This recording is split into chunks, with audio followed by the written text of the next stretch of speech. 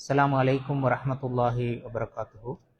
இன்றைய நாள் இன்ஷா அல்லாஹ் ஜகாத் எங்களுக்கு கடமையாவதற்கான நிபந்தனைகள் என்ன என்று சொல்ற விடயம் தொடர்பாக சில விஷயங்களை நாங்கள் உங்களோட பரிமாறிக்கொள்வோம் இன்ஷா அல்லாஹ்.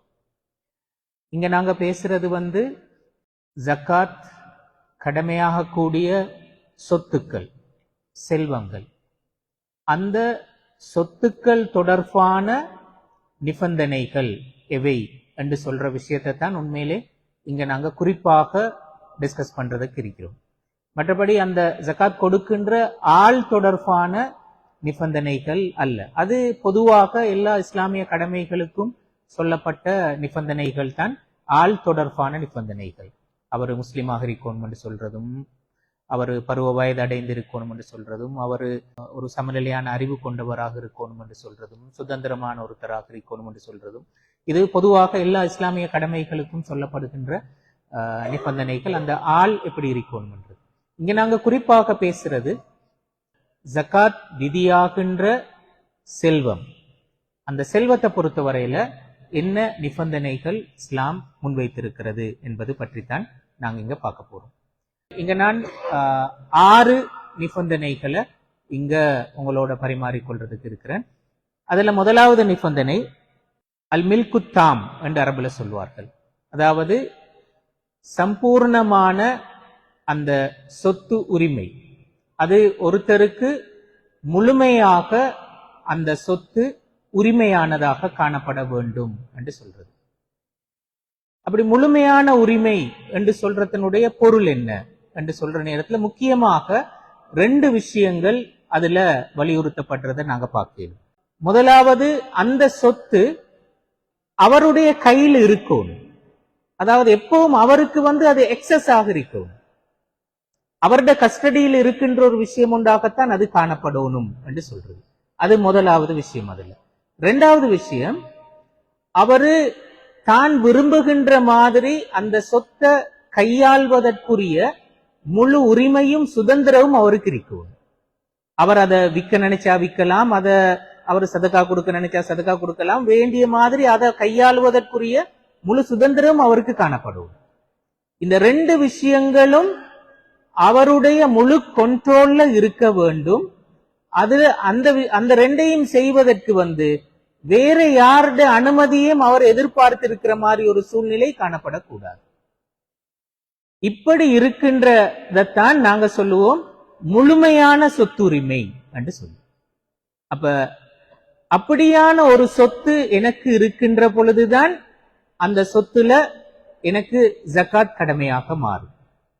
இந்த நிபந்தனையின் அடிப்படையில நாங்க பார்க்கிற நேரத்துல சில சொத்துக்களுக்கு ஜகாத் கடமையாக மாட்டாது.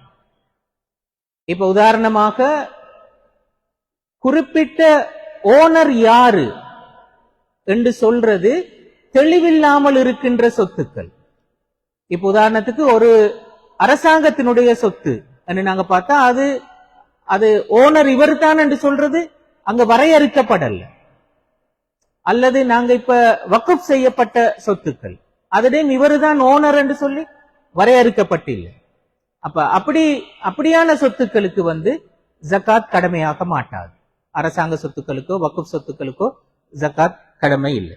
அது முதலாவது. 2வது ஹராமான சம்பாத்தியத்தினூடாக சேர்க்கப்பட்டு இருக்கின்ற சொத்துக்கள்.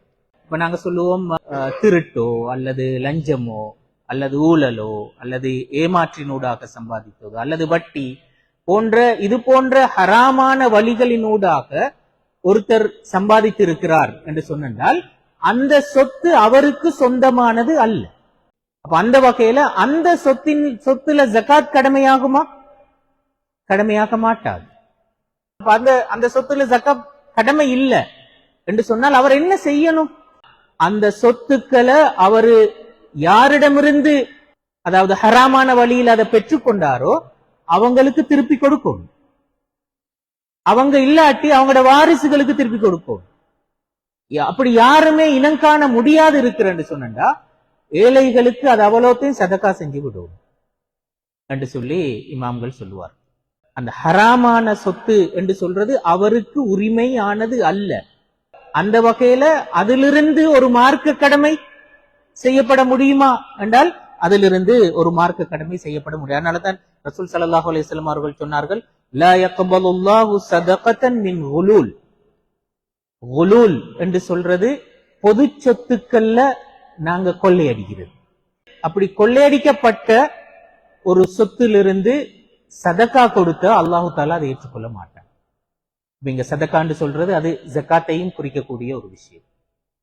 அப்ப இது இரண்டாவது வகை. மூன்றாவது வகை இமாம்கள் சொன்னார்கள் என்னன்னா, வரவேண்டிய கடன்கள்.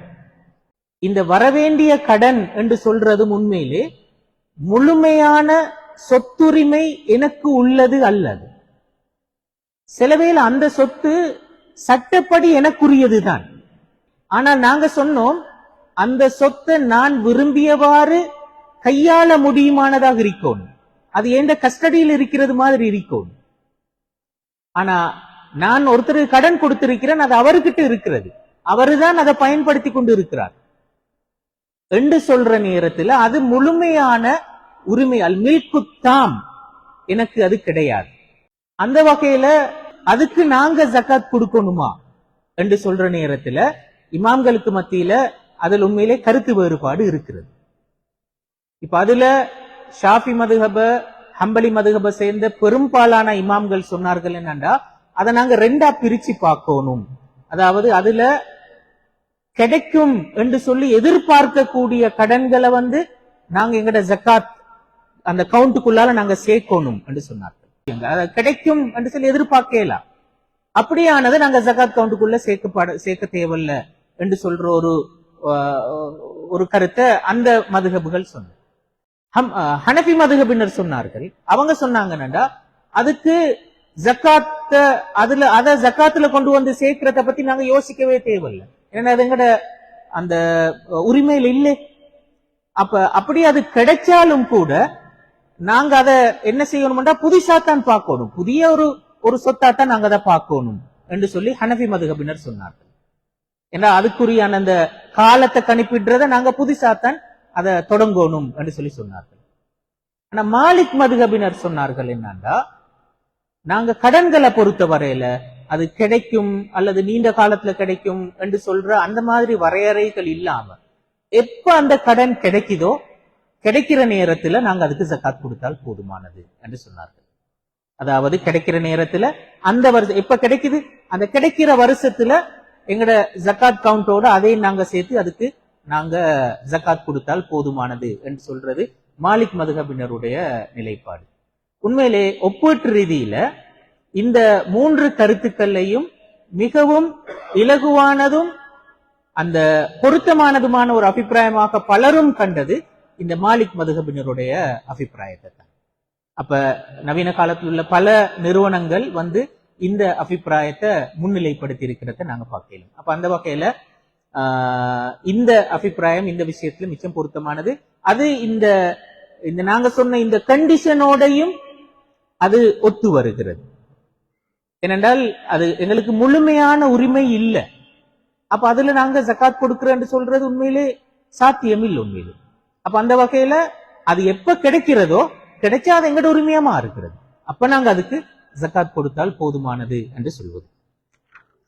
அதே மாதிரி இதுல நவீன காலத்துல சில பலரும் அந்த கேள்வியாக கேட்ட ஒரு விஷயத்தையும் நவீன கால அறிஞர்கள் சொல்லி இருக்கிறார்கள். இப்ப உதாரணமாக இந்த அரசாங்க தொழில ஈடுபடுகின்றவர்களுக்கு இந்த இபிஎஃப் இடிஎஃப் போன்ற ஃபண்டுகள் அவங்களோட பேர்ல இருக்கும். அதே மாதிரி இப்ப ஒரு தொழிலிருந்து போகின்ற ஒருத்தர் இந்த கிராட்டிடியூட் ஃபண்ட் சொல்லி ஒன்று இருக்கிறது. இப்ப இந்த மாதிரி விஷயங்கள் அவருடைய பேர்ல இருந்தாலும் அது அவருடைய முழுமையான உரிமையில் இல்லை. ஏன்னா அவர் நினைச்ச நேரம் அதை கையாளுவதற்கு முடியாது.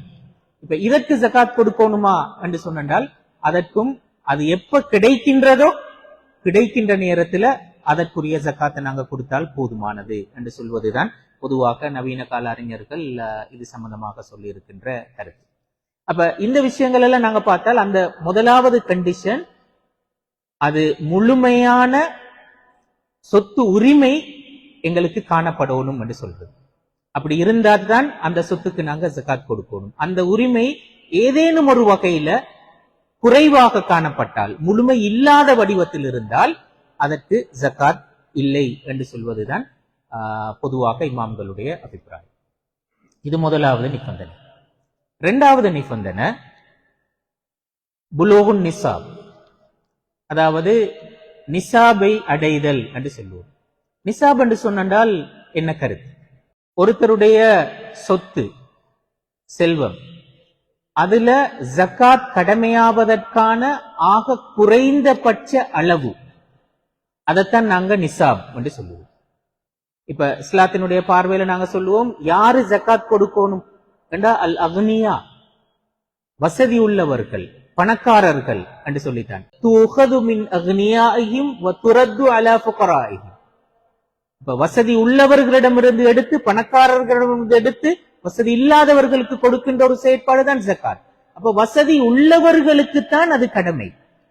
அந்த வசதி உள்ளவர் என்று சொல்றதனுடைய குறைந்தபட்ச எல்லை எது என்று சொல்றதைத்தான் நாங்க சொல்றோம் நிசாப் என்று சொல்லுவோம். அது ஒவ்வொரு வகையான சொத்துக்கும் ஒவ்வொரு வித்தியாசமான அளவுகள் நிர்ணயம் செய்யப்பட்டு இருக்கின்றன. அதுல இப்ப எங்களுக்கு தெளிவாக தெரிஞ்ச விஷயம் தான் இப்ப தங்கம். தங்கத்தை பொறுத்தவரையில அதனுடைய அளவு குறைந்தபட்ச அளவு 10 பவுண்ட், அல்லது நாங்க கிராம்ல சொன்னா 85 கிராம். அந்த அளவு தங்கம் எங்களிடத்தில் இருந்தா நாங்க அதுக்கு ஜகாத் கொடுப்போம்.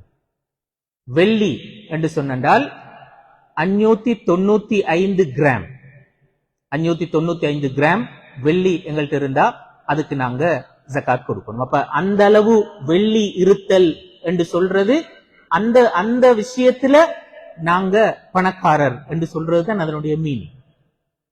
அதே மாதிரி விவசாய பொருட்கள் என்றெடுத்தால் அதுக்கு 612 கிலோகிராம் குறைந்தபட்சம் காணப்பட்டால் அதுக்கு நாங்க ஜகாத் கொடுப்போம். அதே மாதிரி கால்நடைகள், விலங்கு வேளாண்மை எடுத்தா கால்நடைகள்ல ஒட்டகம் என்றிருந்தால் குறைந்தபட்சம் 5 ஒட்டகங்கள் காணப்படும். மாடு என்று இருந்தால் குறைந்தபட்சம் 30 மாடுகள் காணப்படும். ஆடு என்று இருந்தால் குறைந்தபட்சம் 40 ஆடுகள் காணப்படும். இப்படி இருந்தா இவற்றுக்கு நாங்க ஜகாத் கொடுப்போம். இப்ப வியாபார பொருட்களை பொறுத்தவரையில், வியாபார பொருட்களுக்கு குறைந்தபட்சம் எவ்வளவு இருக்கணும் என்று சொல்ற நேரத்துல அத தங்கத்தை மையப்படுத்தி தீர்மானிக்க வேண்டும் என்று சொல்றதுதான் பொதுவாக இமாம்கள் நவீன காலத்துல பலரும் சொன்ன அபிப்பிராயம். அது ரசூல் ஸல்லல்லாஹு அலைஹி வஸல்லம் அவர்களுடைய காலத்துல தங்கத்தினுடைய பெருமானத்தை மையப்படுத்தியும் தீர்மானித்தார்கள், வெள்ளியினுடைய பெருமானத்தை மையப்படுத்தியும் தீர்மானித்தார்கள். ஏனென்றால் அந்த காலத்துல தங்கம், வெள்ளி இவற்றுக்கிடையில மிகப்பெரிய வேறுபாடு இருக்கல்ல. அப்ப அந்த வகையில் அந்த ரெண்டுல ஏதோ ஒன்றுடைய பெருமதியை வைத்து அதை தீர்மானித்தார்கள். இப்ப நாங்க நவீன காலத்துல உண்மையிலே தங்கத்தினுடைய பெருமானத்தை வைத்து தான் தீர்மானிக்கப்படணும் என்று சொல்றது பல ஜகாத் நிறுவனங்களுடைய ஃபத்வாவாக இருக்கின்றது. அதிலேயும் குறிப்பாக இப்ப இந்த காலப்பகுதியில உங்களுக்கு தெரியும் தங்கத்தினுடைய விலை பெரிய அளவுக்கு கூடியிருக்கிறது. அப்ப இந்த காலப்பகுதியில நாங்க தங்கத்தினுடைய பெருமானத்தை வச்சு ஜகாத்தை தீர்மானிக்கின்ற நேரத்துல 10 பவுண்ட் தங்கம் என்று சொல்றது இன்னைக்கு அதனுடைய பெருமதி கடந்த வருடத்தை விடவும் செலவையில இன்னும் 2 இயர்ஸ்க்கு முந்தி உள்ள நிலைமையோட நாங்க ஒப்பிட்டு பார்க்கிற நேரத்துல பெரிய அளவுக்கு வித்தியாசமாக இருக்கிறது. அப்ப இப்பவும் நாங்க தங்கத்தை பேஸ் பண்ணித்தான் எங்கட பணத்தினுடைய ஜகாத்தையோ அல்லது வியாபார பொருட்களுடைய ஜகாத்தையோ தீர்மானிக்கிறதா என்று சொல்ற இப்படி ஒரு கொஸ்டின் ஒன்று இருக்கிறது. இது சம்பந்தமாக கட்டார்ல இருக்கின்ற கலாநிதி அலி முஹிதீன் கர்தாவி அவருடைய ஒரு ஃபத்வா, அண்மையில வெளிவந்த ஒரு ஃபத்வாவில் அவர் சொல்றாரு என்றால், அவர் கட்டார் சூழ்நிலையை வச்சு அவர் சொல்றாரு, இந்த காலப்பகுதியில நாங்க தங்கத்தை மையப்படுத்தி பணத்தினுடைய ஜக்காத்தையோ வியாபார பொருட்களுடைய ஜக்காத்தையோ தீர்மானிக்கிறது பொருத்தம் அல்ல, வெள்ளியை அடிப்படையாக கொண்டு வச்சு தீர்மானிக்கிறது தான் பொருத்தமானது என்று சொல்லி அவர் சொல்லுவார். கட்டார் உதாரணத்தை வச்சு அவர் சொல்றாரு என்னென்றால், கடந்த வருடங்கள்ல நாங்க தங்கத்தினுடைய 85 கிராம் என்று சொல்லி வச்சு பார்க்கிற நேரத்துல கிட்டத்தட்ட ஒரு 6000 7000 கட்டார் ரியால் அளவுக்கு வருகிறது. அப்ப அந்த அளவு ஜகாத், அந்த அளவு இருந்தா ஜகாத் கொடுக்க முடியும், கொடுக்க வேண்டும் என்று சொல்ற ஒரு நிலைமை இருந்தது. ஆனா இன்றைக்கு எடுத்து பார்த்தா 50,000 கட்டார் ரியால் அளவுக்கு வருகிறது. அந்த அந்த எல்லைக்குத்தான் ஜகாத் கொடுக்க வேண்டும் என்று சொல்லி இருந்தா நிறைய பேர் ஜகாத் கொடுப்பதற்கு அவசியமற்ற ஒரு நிலைமை ஒன்று வரும். அது உண்மையிலே ஜகாத் பெறுகின்றவர்களுக்கு பாதிப்பான ஒரு விஷயம் என்று சொல்லி அவர் சொல்லுவார். என்னண்டா, நாங்க வெள்ளியை வச்சு தீர்மானிக்கிறதா பொருத்தம். ஏனென்றா வெள்ளியினுடைய பெருமானம் இப்ப நாங்க பாக்குற நேரத்துல அது 595 கிராம் என்று சொல்றது கிட்டத்தட்ட ஒரு 5500 6000 கட்டார் ரியால் அளவுக்கு வருகிறது. அப்ப எனவே அது அந்த அளவுக்கு இருப்பது பொருத்தமானது என்று சொல்ற ஒரு கருத்தை அவர் சொல்றார். இங்க ஒரு விஷயத்தை நாங்க கருத்துல கொள்ளணும் என்னென்றால், தங்கத்திலிருந்து வெள்ளிக்கு மாறுதல் என்று சொல்ற அந்த முடிவுக்கு வருவதற்கு முந்தி இந்த பணவீக்க சூழ்நிலை சம்பந்தமாகவும் ஒரு தெளிவான நிலைப்பாடு எங்கள்கிட்ட கட்டாயம் இருக்கும். ஏனென்றா இந்த பணவீக்கமும் இதுல அந்த அந்த பெருமான வேறுபாட்டுக்கு ஒரு முக்கியமான ஒரு காரணம். அப்ப அது சம்பந்தமான ஒரு தெளிவும் கட்டாயம் எங்களுக்கு இருக்கணும். அந்த ஸ்டடியோட சேர்த்துதான் நாங்க தங்கத்துல அதை பேஸ் பண்றா இல்லாட்டி வெள்ளியை நோக்கி போறா என்று சொல்றதை தீர்மானிக்கிறது அதுவும் ஒரு முக்கியமான ஒரு காரணம். ஏனென்றா பணவீக்கம் பெரிய அளவுக்கு இருக்கிற இன்ஃபிளேஷன் அது பெரிய அளவுக்கு இருக்கிற நேரத்துல உண்மையிலே அந்த நாங்க வெள்ளியை நோக்கி வருகின்ற நேரத்துல அது அடிப்படை தேவைகளை மட்டுமே நிறைவேற்றுறதுக்குரிய நிலைமையில் இருக்கிறாக்களும் கூட சில வேளை ஜகாத் கொடுக்க வேண்டிய ஒரு நிலைமை ஒன்று வரும். அப்ப அதுவும் ஒரு வகையில பொருத்தமற்ற ஒரு தீர்மானம் ஒன்றாக இருக்கும். அப்ப அந்த சூழ்நிலையும் நாங்க கவனத்தில் எடுக்க வேண்டிய ஒரு சூழ்நிலை என்று சொல்றது இதுல ஒரு இன்னொரு முக்கியமான ஒரு விஷயம். ஆனாலும் பலரும் சொல்ற ஒரு விஷயம் ஒன்று இருக்கிறது, என்னை விட உங்களுக்கு நல்லா தெரிஞ்சிருக்கும். இன்றைய சூழ்நிலையில தங்கத்தின் விலையேற்றம் என்று சொல்றது ஒரு ஒரு குறிப்பிட்ட சில நிகழ்வுகளினால நடக்கின்ற ஒரு விஷயம் ஒன்று. ஏனென்றால் ஏற்கனவே பெரிய அளவுக்கு டாலர்ல இன்வெஸ்ட் பண்ணி இருந்தாக்கள் எல்லாம் அதை வித்ட்ரோ பண்ணி தங்கத்தை நோக்கி மூவ் ஆகுறாங்க ஒரு புதிய அரசியல் சூழ்நிலை காரணமாக. அப்ப அந்த அரசியல் சூழ்நிலை தான் இந்த விலையேற்றத்துக்கு காரணம், நேச்சுரல் ஆனது அல்ல என்று சொல்லுகின்ற ஒரு ஒரு அபிப்பிராயம் இருக்கிறது அதுல. அதனால நாங்க வெள்ளியை நோக்கி போறது பிரச்சனை இல்லை என்று சொல்லி பேசுவதற்கான ஒரு இடம்பாடும் இருக்கிறது. ஆனாலும் இது இன்னும் ஸ்டடி பண்ண வேண்டும். ஒவ்வொரு நாட்டிலையும் அந்த சூழ்நிலைக்கேற்ப அங்குள்ள பணவீக்க சூழ்நிலை என்றதெல்லாம் வச்சுத்தான் தீர்மானிக்க வேண்டிய ஒரு நிலைமை ஒன்று அதை பொறுத்தவரையில இருக்கிறத நாங்க பார்க்கலாம். அப்ப இதுல நாங்க கவனத்தில் எடுக்க வேண்டிய ஒரு முக்கியமான ஒரு விஷயம். இதுல முக்கியமாக ஏற்கனவே நான் சொன்ன அந்த அளவுகள் போக அடுத்த அந்த நேரடியாக அளவுகள் குறிப்பிடப்படாத சொத்துக்களை பொறுத்தவரையில அது ஒன்று தங்கம் வெள்ளியை அடிப்படையாக வைத்து தீர்மானிக்கப்படுறதாக இருக்கும், அல்லது விவசாய பொருட்களுக்குரிய அளவு ஒன்று சொல்லப்பட்டதுவே அதை வைத்து தீர்மானிக்கப்படுறதாக இருக்கும், அல்லது கால்நடைகளுக்கு சொல்லப்பட்ட அளவு இருக்கிறதுவே அதை வைத்து தீர்மானிக்கப்பட்டதாக இருக்கப்பட முடியும். இது இரண்டாவது கண்டிஷன். அந்த குறிப்பிட்ட எவ்வளவு அளவு குறைந்தபட்ச அளவு சொத்து இருந்தால் நாங்க ஜகாத் கொடுக்க வேண்டும் என்று சொல்வது. மூன்றாவது கண்டிஷன், ஒரு வருடம் சம்பூர்ணம் அடைந்திருக்க வேண்டும்.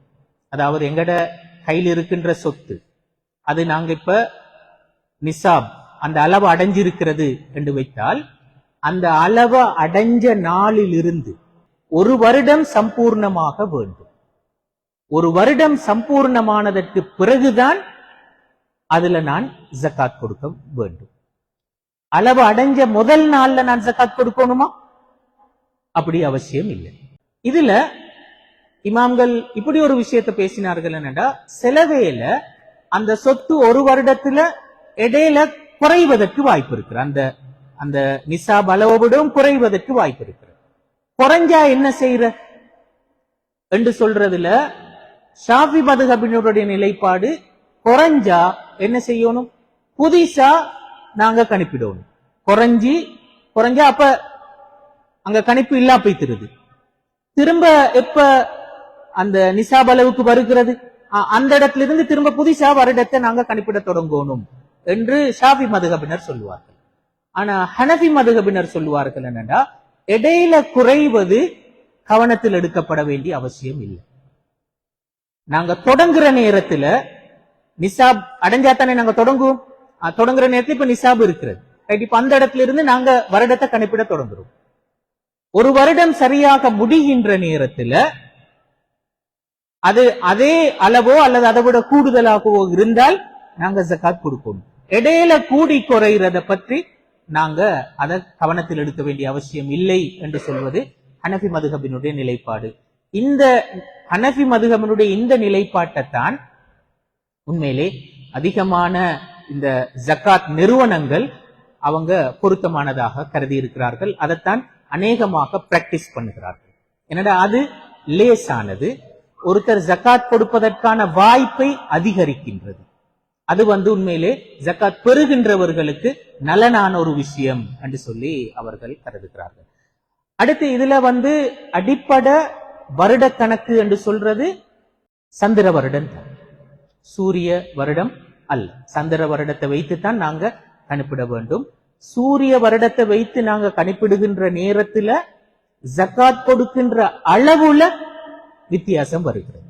இப்ப நாங்க 85 கிராம் அளவுக்கு, கிராம் தங்கத்தின அளவுக்கு இடத்துல பணம் இருக்கிறது வைங்களே, அவ்வளோ பணம் இருந்தா நான் எவ்வளவு ஜகாத் கொடுக்கணும்? அதுல 2.5% ஜகாத் கொடுக்கணும். 2.5%.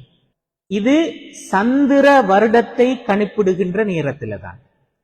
சூரிய வருடத்தை நாங்க கணிப்பிட்டோம் என்றால் அது 2.577% கணிப்பிடப்பட வேண்டும் என்று சொல்றது குவைத்திட பைத்து ஜக்காத்தினுடைய தீர்மானம். என்றால் சந்திர வருடத்தை விடவும் சூரிய வருடம் கொஞ்சம் அதிகம் என்று சொல்வதனால் அப்படி அந்த கொடுக்கின்ற அளவில் வித்தியாசம் வரும் சூரிய வருடத்தை வைத்து நாங்கள் கணிப்பிடுகின்ற நேரத்தில். இன்னொரு முக்கியமான விஷயம் இருக்கிறால், எல்லா வகையான சொத்துக்களுக்கும் ஒரு வருடம் சம்பூர்ணமாகணும் என்று சொல்ற கண்டிஷன் இருக்கிறதா? எல்லா சொத்துக்களுக்கும் அந்த கண்டிஷன் அப்ளை ஆகுமா என்றால் எல்லா சொத்துக்களுக்கும் அந்த கண்டிஷன் அப்ளை ஆகாது. எந்தெந்த சொத்துக்களுக்கு ஒரு வருடம் சம்பூர்ணமாகணும் என்று சொல்ற கண்டிஷன் அப்ளை ஆகிறது என்றால், முதலாவது தங்கம், அடுத்தது வெள்ளி, அடுத்தது எங்கட கையில் இருக்கிற பணம், கையில சேமிப்புல இருக்கிற பணம், அடுத்தது வியாபார பொருட்கள், அடுத்தது கால்நடைகள். இந்த 5 வகையான சொத்துக்களுக்குத்தான் ஒரு வருடம் சம்பூர்ணமாகணும் என்று சொல்றது ஒரு கண்டிஷன். ஒரு வருடம் சம்பூர்ணமாகணும் என்று சொல்றது ஒரு கண்டிஷனாக இல்லாத சொத்துக்கள் எவை என்று சொன்னா, மிக முக்கியமாக விவசாய பொருட்கள். விவசாய பொருட்கள் சில சமயங்கள்ல ஒரு வருடத்துல 2 போகம் 3 போகம் எல்லாம் விவசாயம் நடைபெறும். ஒவ்வொரு தடவையும் அறுவடை நடைபெறுகின்ற நேரத்திலேயே அதற்குரிய ஜகாத் கொடுக்கப்படும். சில வேளை அது வருடத்துல 2 தடவை 3 தடவை கூட கொடுக்கிறதுக்கு வேண்டி வர முடியும்.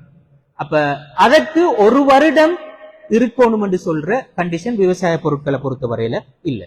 அதே மாதிரி புதையல், ஏதாவது புதையல் கிடைச்சாலோ அல்லது அந்த கனிய வளங்கள், நாங்க அகழ்ந்தெடுக்கின்ற கனிய வளங்கள், அல்லது கடலுக்குள்ளால நாங்க சுழியோடி போய் எடுக்கின்ற முத்து பவளங்கள் போன்ற அந்த வகையான சொத்துக்கள், இவையெல்லாம் அவை பெறப்படுகின்ற சந்தர்ப்பத்திலேயே உடனே கொடுக்கப்பட வேண்டியது. அது ஒரு வருடம் பூர்த்தியாகணும் என்று சொல்கின்ற கண்டிஷன் அதை பொறுத்தவரையில இல்லை.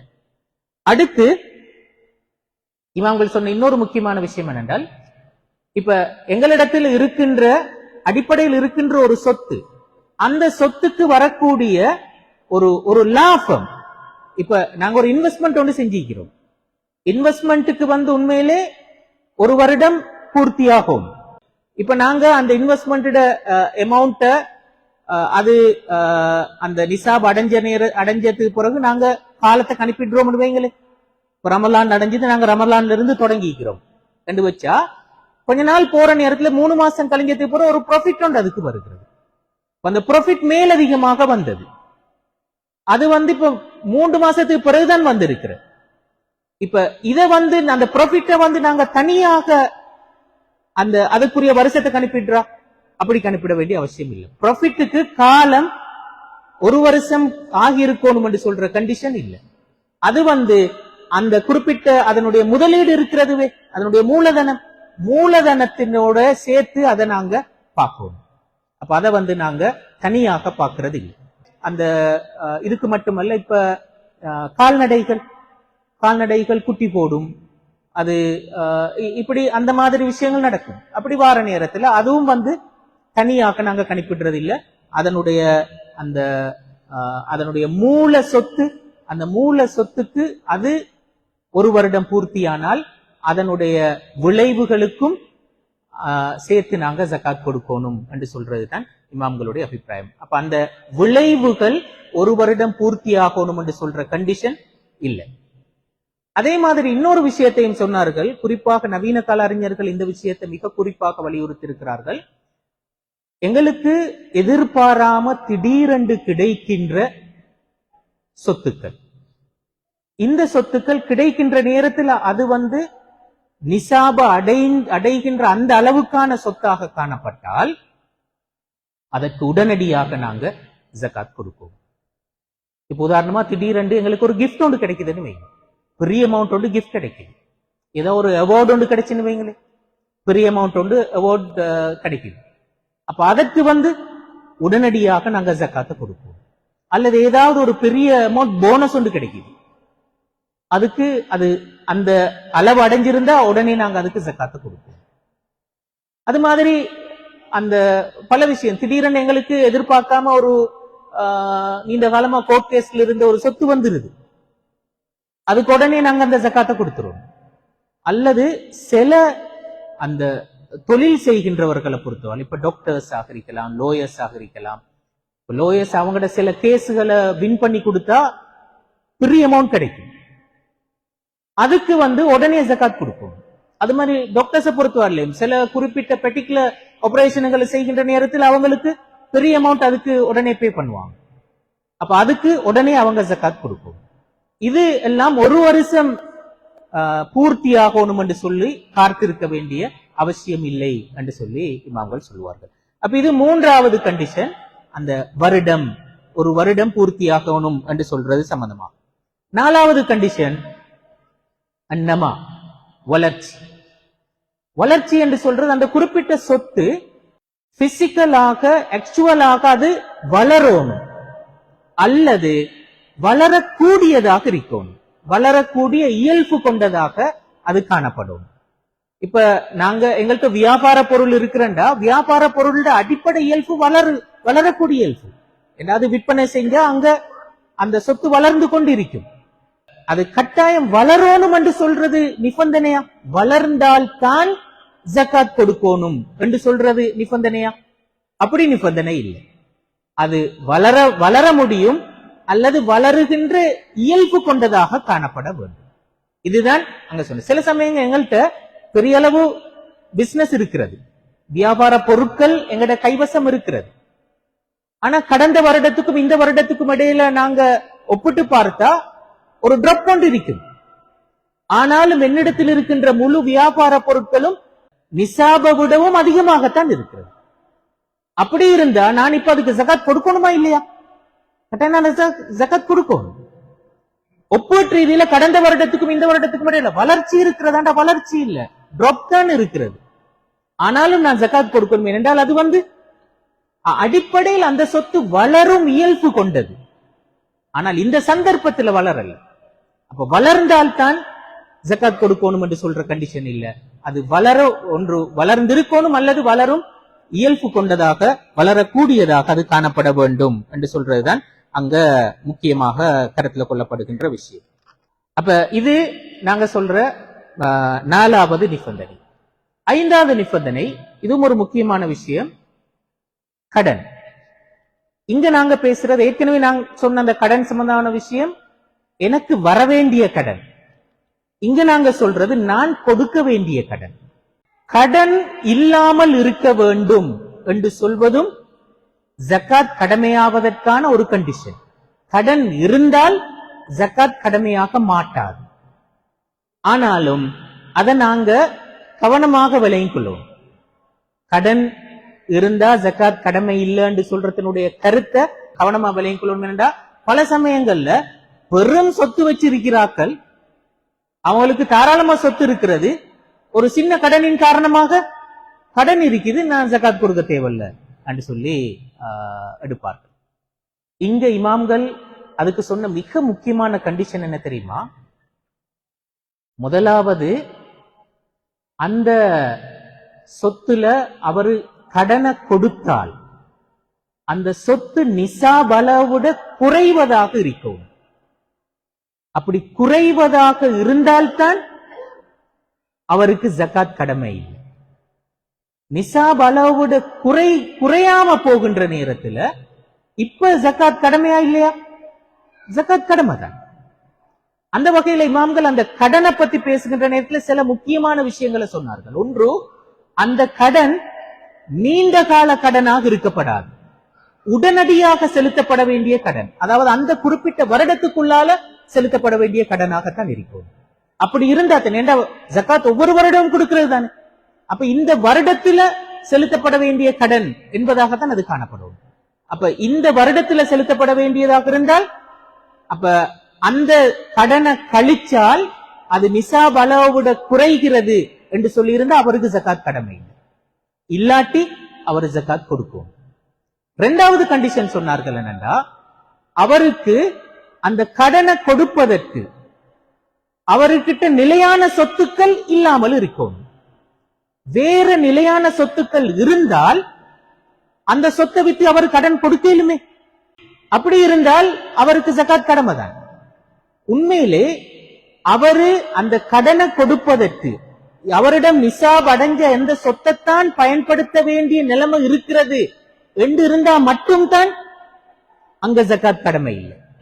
அப்படி இல்லாம அவருக்கு வேற நிலையான சொத்துக்கள் இருக்கின்றன என்று இருந்தா அவர் கண்டிப்பாக அந்த ஜகாத் கொடுக்கணும்.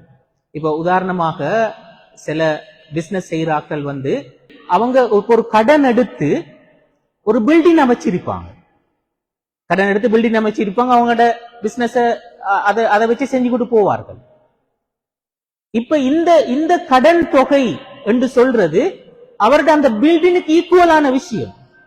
இப்ப அவரு அவருடைய சொத்து நிசாப் அடைஞ்சிருந்தால் இந்த கடன் தொகைய கழிச்சிட்டு தான் நிசாப பார்க்கணுமா? அப்படி இல்லை. ஏனென்றால் அந்த கடன் தொகைக்கு ஈக்குவலான சொத்து அவரிடம் இருக்கிறது. அப்படி இருக்கிற நேரத்துல அவரு அந்த அந்த நிசாப் அடைஞ்சிருக்கிற நேரத்துல இந்த கடனை கழிச்சிட்டு அவர் பார்க்கறது இல்லை. அவர் கட்டாயம் அந்த நிசாபுக்கு ஜகாத் கொடுக்கும். அப்ப இது இந்த மாதிரியான நிறைய வரையறைகளை இந்த கடன் தொடர்பாக இமாம்கள் சொல்லி இருக்கிறார்கள். இப்ப உதாரணத்துக்கு இப்ப ஒருத்தர் வீட்டு கடன் எடுத்திருக்கிறாருன்னு வைங்களே, அது 4 வருஷத்துக்கு கட்டணும். இப்ப அந்த முழு கடனையும் அவரு ஜகாத் கொடுக்கிறதுக்கு போற நேரத்துல கழிக்கிறதா? இல்ல அந்த வருஷத்துக்கு எவ்வளவு கொடுக்கணும்? அந்த வருஷத்துக்குரிய அமௌண்ட் தான் அதுல இருந்து கழிக்கப்பட வேண்டியது. அதுலயும் அவரு அவருக்கு வேற சொத்துக்கள் இருக்குமாக இருந்தால் அது கழிக்கப்படவும் கூடாது என்று சொல்றதுதான் இமாம்களுடைய அபிப்பிராயம். அப்ப கடன் என்று சொல்றத அது எப்ப எங்களுக்கு அந்த ஜகாத் கடமையாக மாட்டாது என்று சொல்றதற்கான கண்டிஷனாக மாறும் என்றால் அது நிசாப் அளவில் தாக்கம் செலுத்துகின்ற நேரத்தில் மட்டும்தான் அது கண்டிஷனாக மாறும். இல்லாட்டி அது கண்டிஷன் அல்ல. அது நாங்க விலையும் கொள்ள வேண்டிய ஆக முக்கியமான விஷயம். கடைசி நிபந்தனை எங்களுடைய அடிப்படை தேவைகளுக்கு அது போக மேலதிகமான செல்வத்துல தான் நாங்க ஜகாத் கொடுப்போம். அடிப்படை தேவைகளுக்கு. அப்ப அடிப்படை தேவை என்று சொல்றது என்ன என்று சொன்னா, இப்ப நான் வாழ்றதுக்குரிய எனக்குரிய வீடு, எனக்குரிய அந்த அடிப்படையான தேவைகள். அது மாதிரி இப்ப நான் சாப்பிடுறது, நான் குடிக்கிறது, அது போல என்னுடைய படிப்பு, என்னுடைய மருத்துவம் போன்ற இந்த வகையான எல்லா விஷயங்களும் எங்களுடைய அடிப்படையான தேவைகள். இந்த தேவைகளுக்காக நாங்க செலவழிக்கிறது, அதற்காக நான் வைத்திருக்கின்ற சொத்துக்கள், இந்த மாதிரி விஷயங்களுக்கு ஜகாத் கொடுக்கணுமா? அது ஜகாத் கவுண்ட் கீழால் ஒரு நாளும் வரமாட்டாது. அதெல்லாம் கழிச்சிட்டு தான் மீதமுள்ள தொகை அந்த நிசாப் அடைஞ்சிருக்கிறதா என்பதைத்தான் நாங்க பார்ப்போம். அடிப்படை தேவைகள் என்று சொல்ற நேரத்திலேயும் இமாம்கள் அதுல ஒரு முக்கியமான வரையறையை சொன்னார்கள். என்னன்னா, அது ஆடம்பர தேவைகளாக இருக்கக்கூடாது. ஆடம்பரமான விஷயத்தை அதுல நாங்க கழிக்கிறது இல்லை. ஆடம்பரமான ஒரு தேவைக்காக வேண்டி நாங்க செலவழிச்சோம் என்று சொன்னா அது அதுக்கு கட்டாயம் ஜக்காத் நாங்க கொடுக்கணும். இப்ப எங்களோட ஃபேமிலி 3 பேர் இருக்கிற ஒரு ஃபேமிலி, எங்களுக்கு ஒரு வெஹிக்கிள் தேவை, ஒரு வெஹிக்கிள் நாங்க வச்சிருக்கிறோம். இன்னும் 2 வெஹிக்கிளை நாங்க மேலதிகமாக அப்பப்ப போறதுக்கு வாங்கி வச்சு கொள்றோம் என்று சொன்னால், ஏனென்றால் இங்க குவைட்ல ஒரு ஒரு வீட்டுல ஹவுஸ் டிரைவரா இருக்கிற ஒருத்தர் ஒரு முறை சொன்னாரு, அவங்களோட வீட்டுல இருக்கிற வெஹிக்கிள் கொஞ்சம் கூட சாமான் வாங்கணும்னா இந்த வெஹிக்கிளை பயன்படுத்துறேன், அவங்க ஃபேமிலியா போறண்டா இந்த வெஹிக்கிளை பயன்படுத்துறேன், பாபா போறண்டா இந்த வெஹிக்கிளை பயன்படுத்துறேன். அப்படி ஒவ்வொன்றுக்கும் ஒவ்வொரு வெஹிக்கிள். இது அடிப்படை தேவையா? இது ஆடம்பர தேவை. இப்ப இதுக்கு கட்டாயம் ஜகாத் கொடுக்கணும்.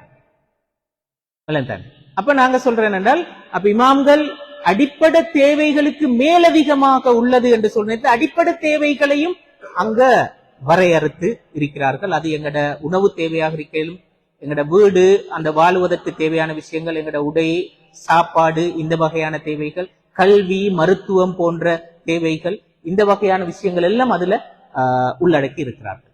இதுல உள்ளடங்கக்கூடிய இன்னொரு முக்கியமான விஷயம் தான் இப்போ ஒரு பிசினஸ் செய்யறோம் என்று சொன்னால், அந்த பிசினஸுக்குரிய அந்த மூலதன செலவு ஒன்று இருக்குமே. இப்ப உதாரணத்துக்கு நாங்க இப்போ ஒரு ஷாப் கொண்டு போட்டிருக்கிறோம்னா, அந்த பில்டிங் அதுல நாங்க நிறைய ஃபிட்டிங்ஸ் செஞ்சிருக்கோம். இப்ப இந்த வகையான ஏற்பாடுகளுக்கு நாங்க ஜகாத் கொடுக்கணுமா? அதுக்கு ஜகாத் கொடுக்க வேண்டிய அவசியம் இல்லை. அதுல வரக்கூடிய வியாபார பிசினஸ் செய்கின்ற வியாபார பொருட்களுக்கு தான் நாங்க ஜகாத் கொடுக்கணும் என்று சொல்லுவார். அப்ப அதுவும் அந்த அடிப்படை தேவை என்று சொல்ற அந்த வட்டத்துக்குள்ளால உள்ளடங்கக்கூடிய ஒன்றாக இமாம்கள் அடையாளப்படுத்தினார்கள். அப்ப இந்த 6 வகையான நிபந்தனைகளும் தான் இங்க நாங்க இந்த ஜகாத் கடமையாவதற்கான, ஒரு குறிப்பிட்ட சொத்துல ஜகாத் கடமையாவதற்கான பிரதானமான நிபந்தனைகளாக இமாம்கள் குறிப்பிட்டு காட்டினார்கள்.